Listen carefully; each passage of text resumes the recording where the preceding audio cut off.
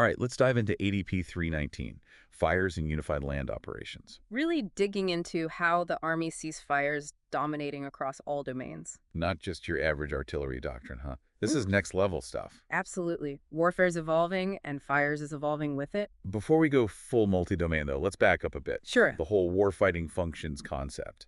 How does that all fit into the bigger picture? So picture yourself as a commander, any level, really. So- Squad leader, all the way up to commanding the entire army. You've got a mission goal you're working towards, right? Right. Warfighting functions are essentially those big buckets of actions you take to achieve that goal. Makes sense. How you organize, how you plan, how you execute, all that. ADP 3D lays those out, those big groups of tasks and systems, all with that purpose of getting the job done. Like the toolbox, and each warfighting function is a different drawer. Exactly. You've got intelligence, movement, and maneuver, sustainment taught, each with its own set of tools. And fires. Which drawer are we opening up today? Fires is all about effects. Creating them, I should say. Okay. It's not about a specific weapon or unit, it's the why behind it. So it's more than just blowing stuff up then. Way more. It's about shaping the fight, whether it's kinetic or non-kinetic, to enable everything else to happen. Give me an example. When would fires be the go-to tool in that toolbox? Say you've got a high-value target, right? Okay. Enemies dug in deep. I'm picturing it. Sending in a ground assault, that's risky, lots of casualties potentially. Yeah. Fires could achieve the effect you need, airstrikes, electronic warfare to disrupt their communications, maybe even cyber attacks to soften up defenses before the ground troops move in. Coordinated chaos, but controlled. I like it. Exactly. That's Yeah. the idea. It's a broader definition of firepower than a lot of folks realize. And ADP 319, it dives into all that, right? It mentions things like integrating fires efforts and this whole executing fires across domains idea. It does. What does that really mean? You've got these capabilities, these tools. It's not enough to just have them. You need to use them together seamlessly. That's the integration piece. And those domains, what are we talking about here? Think land, air, maritime, space, cyberspace. We're fighting across all of them now. 5-dimensional battle space. That's intense. It is, and fires has a role in each one. Before we get too far into how it all works, let's talk about where it all happens. The operational environment, the OE. Always changing, right? What makes the modern OE so complex? And why does that matter so much for fires? Think of it like this. The OE, it's the context of everything. It's the physical terrain, sure, but it's also the political climate, what's going on in the information space, it's everything. And it's always changing. Constantly. So how do you even plan for that? That's the challenge. JP30, which is the joint doctrine on this, it defines the OE as that blend of conditions, circumstances, influences that impact how we use our forces. And of course, how the enemy might use theirs. So we're trying to fight on a chessboard that's constantly shifting under our feet. Basically. And the chessboard is now spread out across multiple domains. Exactly. This isn't our grandfather's way of war anymore. We have to be prepared to operate and use fires effectively across all these different domains, often with very little warning. Against an enemy that's evolving just as quickly as we are. And learning from us constantly, too. So the pressure is definitely on. It is. Okay, so we've got this incredibly complex OE, all these domains, and we've got the whole spectrum of conflict to consider. Right. How does fires fit into those situations that aren't full-blown war? That's where it gets really interesting. We tend to think of fires as inherently kinetic, right? Missiles, Is it- artillery, explosions, that sort of thing. Exactly. But the reality is it's being used constantly, even outside of declared war, to shape the environment, deter adversaries. So it's a constant chess match, even during peacetime. You could say that, yeah. How do we use fires as a deterrent then? What's an example? Think about those Patriot missile batteries. Just having them forward deployed. Being visible? Exactly. Sends a clear message. Don't even think about it kind of message. Exactly. Right. We see you, we're ready. That presence alone, that can deter an adversary from taking actions that could escalate things. The best fights are the ones you don't have to fight, right? Something like that, yeah. So in these situations, we're not always talking about a declared enemy. Right, we're not. JP3 it uses the term adversary, right? It does. For anyone who might be hostile or who might require us to use force at some point. It's a spectrum, really. And at some point on that spectrum, we might have to actually use force. When we cross that line, how does fires adapt? The tempo can change drastically. It's not just about shaping the environment anymore. It's about It can escalate to supporting large-scale combat operations. That's where the full spectrum of fire's capabilities might come into play. We're talking close air support, long-range precision strikes, the whole 9 yards. This is where those near-peer threats come into play. Exactly. What makes them so different from other adversaries? Why are they such a challenge, specifically when it comes to fires? Near-peer threats, they can match our capabilities. In some cases, even exceed them. For certain periods, potentially, yeah. And they're not just relying on brute force either. They've got the tech, the training. Studied our tactics, they know how we like to fight, and they're adapting constantly. So how do we counter that? Yeah. What does ADP 319 say about how we approach those challenges? So it highlights 5 key methods that near-peer threats will typically use. Okay, let's break those down. What are we dealing with here? Information warfare is a big one. Cyber attacks, that kind of thing. That's part of it, but it's bigger than that. Yeah. It's about influencing perceptions, controlling the narrative. Messing with morale. Exactly. Disinformation, propaganda, maybe even cyber attacks that are designed to look like they came from our side. So, sowing chaos and confusion. And undermining trust. How do we fight back against that? It's not like we can launch a missile at a fake news article. You're not wrong, but we can use fires in the information environment. Okay, how so? We can disrupt their operations. Maybe we take down a key propaganda outlet with a cyber attack, or we use electronic warfare to jam their comms networks, things like that. Fighting fire with fire, but in the digital domain. It's about being adaptable, using every tool at our disposal. What about preclusion? What's that all about? Preclusion is about the enemy preventing us from even getting into the fight effectively. So, stopping us before we even start. How do they do that? Anti-accessoria denial, or A2AD. Essentially, they create these zones that are heavily defended, protected by long-range missiles, sophisticated air defenses, layered electronic warfare, you name it. They're trying to make it too risky for us to operate in those areas. So how do we counter that? Where does fires fit in? Joint operations become absolutely critical. We need the Air Force, the Navy. Space Force, everyone working together to degrade and ultimately overwhelm those enemy defenses. Fires is a huge part of that effort. Give me an example. How would we use fires in that kind of situation? Think long-range bombers taking out enemy air defense sites, or we could use cyber attacks to cripple their command and control networks, creating those windows of opportunity for our forces to maneuver. Punching a hole in their defenses so we can get through. That's a good way to put it. Okay, that makes sense. What about isolation? That sounds like something we want to avoid at all costs. It is. What is it, and how do we counter it? Isolation is when the enemy tries to separate our forces, physically, digitally, diplomatically even, and then pick us off one by one. Divide and conquer. Exactly. They might try to cut off our supply lines, jam our communications, or sow discord between us and our allies.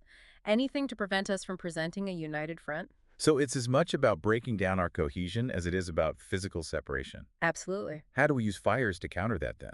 We need to protect those critical nodes, our communication lines, things like that. Electronic warfare to jam enemy signals, intelligence gathering, deploying air defense systems to protect those key satellite communication hubs.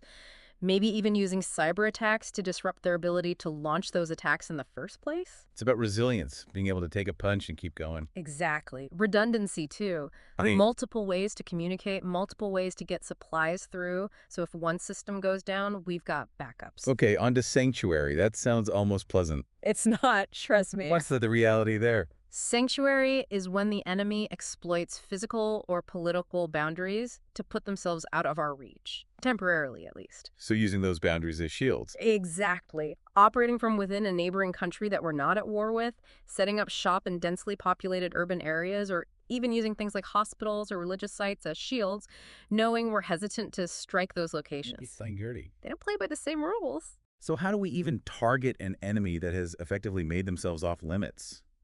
It seems like our hands are tied. It's a challenge, no doubt. Sometimes we have to get creative with our intelligence gathering and targeting, using drones or special operations forces to collect information and disrupt their activities without violating those boundaries. So it's a balancing act. It often is.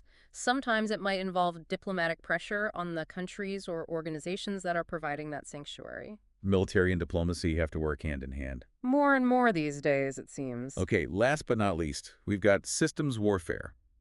What's the thinking there? Systems warfare, it recognizes that modern militaries aren't just collections of tanks and planes and ships. They're complex, interconnected networks. People, equipment, Information flows, logistics, disrupt those connections, and the whole system starts to break down. Hit them where it hurts. Essentially, yes. Mm. ADP 319 specifically calls out integrated fires complexes as a prime example. What are those? Think of them as interconnected networks of sensors, command and control nodes, and long-range strike systems all working together. So they can see us coming, target us, and hit us before we can even react. That's the general idea. It sounds terrifying. It's a serious threat, no question. So how do we counter that? If we know they're targeting our networks, do we try to target theirs? We have to. We need to identify those critical nodes within their networks, those points of failure that, if taken out, will disrupt the whole system. So cyber attacks, electronic warfare. Physical strikes against key infrastructure, potentially. We're fighting fire with fire again. You could say that, but it's more than just about destroying things. It's about understanding those connections, those interdependencies, and using that knowledge to create leverage, to disrupt their decision-making, to make it harder for them to operate. Okay, so this is all starting to connect now. Information warfare, preclusion, isolation, sanctuary, systems warfare, it's all connected. It is. It's all part of the same fight. And fires plays a role in every aspect of it. It does. This is fascinating stuff. It's a fascinating time to be studying warfare, that's for sure. No kidding. But we're not done yet, are we? We still need to talk about how this all ties into the Army's strategic roles. We do. And that's where we'll pick up after the break, so don't go anywhere. All right, so we're back, and we're diving into cross-domain and multi-domain fires. These are some of the most important concepts in modern warfare, really. They sound like something out of a sci-fi movie, to be honest. Maybe, but the future of warfare is closer than we think. So let's break it down. Cross-domain fires first. What are we talking about here? It's about using the capabilities of one domain to create effects in another. Think about it. In the past, warfare was very siloed. Army on land, Navy at sea, Air Force in the air. And each one had their own lane, so to speak. Right. But today, with the technology we have, those lines are much more blurred. And that's where cross-domain fires comes in. So instead of just sending in tanks or fighter jets, we might use, what, a submarine to launch a missile strike against a target on land? Exactly. Or we might use cyber attacks to disable enemy air defenses, making it safer for our own aircraft to operate. It's about being unpredictable, keeping the enemy guessing. Hitting them where they least expect it. Exactly. And this ties back to those near-peer threats we keep talking about. They're masters at operating across domains. But we can use their own tactics against them. Precisely. Turn their strengths into weaknesses. Okay, so if cross-domain fires is about using one domain to affect another, what's multi-domain fires? That's when we take it a step further, converging effects from multiple domains against a single target, all at the same time. Talk about overkill. It's not about overkill, it's about overwhelming the enemy's decision-making cycle. Think about it. They're trying to defend against attacks coming from every direction, in every domain, all at once. Sounds like a recipe for chaos. Controlled chaos, hopefully. That's the goal. Anyway. And chaos favors the prepared mind, right? Exactly. If we can master these concepts, these multi-domain operations, we can create that decisive advantage on the battlefield. It's about breaking down those old barriers between domains and fighting as a truly integrated force. And that brings us to unified land operations. The Army's concept for how we fight as part of a joint force. It's not just about the Army anymore. It's about all the services working together. Along with our allies and partners, too. We can't forget about them. A true team effort, with fires playing a key role as a force multiplier. Exactly. Fires enables us to achieve those strategic objectives that are critical to victory. Speaking of which, let's talk about those strategic roles of the Army. We've got shaping operational environments, preventing conflict, prevailing in large-scale ground combat, and consolidating gains.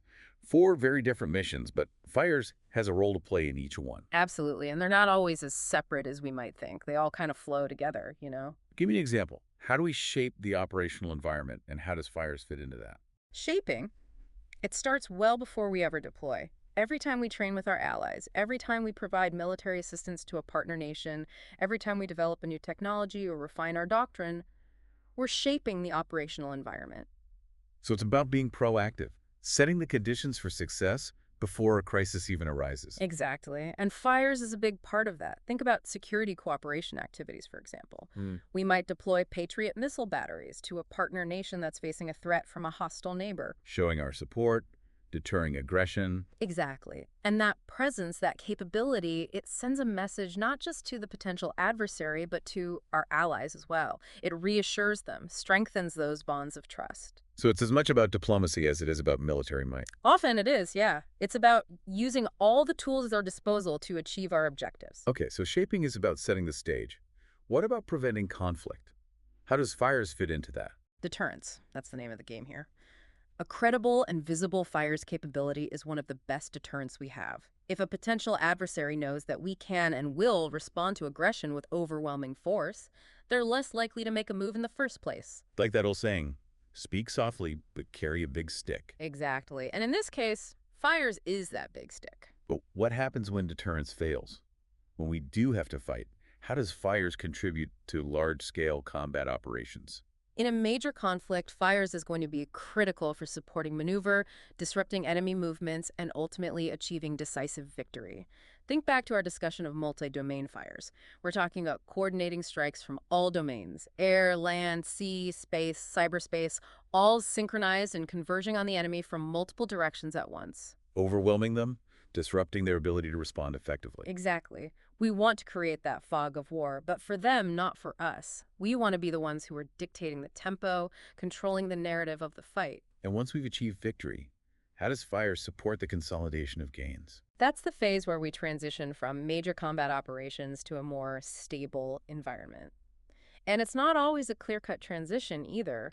There can be a lot of overlap between these phases. So we might still be engaged in combat operations, even as we're trying to rebuild infrastructure and establish security. Exactly. We might be using precision strikes to eliminate remnants of enemy forces, while at the same time, we're employing non-lethal fires capabilities, things like loudspeaker teams to disseminate information to the local populace. Hoping to restore order, prevent the spread of misinformation, things like that. It's about using the full spectrum of fires capabilities to support the overall mission, whatever that mission may be. So to wrap it all up, it sounds like fires is more than just about firepower. It's about understanding the enemy, the operational environment, and how to use all the tools at our disposal to achieve our objectives. Well said. It's about being adaptable, thinking critically, and always looking for ways to gain an advantage. It's been great having you on the show. This has been a fascinating discussion, and I feel like I've learned a lot about how fires is evolving to meet the challenges of the 21st century. Thanks for having me. It's been a pleasure.